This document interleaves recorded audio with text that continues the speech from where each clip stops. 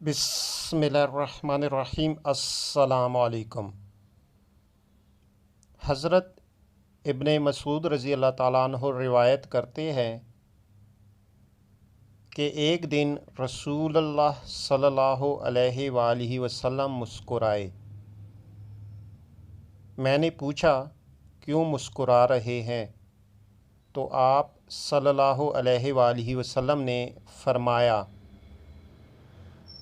मोमिन और उसकी बीमारी की घबराहट पर हैरत करता हूँ कि अगर उसे मालूम हो जाए कि उसकी बीमारी का कितना सवाब है तो वो इस बात को पसंद करेगा कि हमेशा ता वक्त मर्ग और मुलाकात परवरदिगार के वक़्त तक बीमार ही रहे।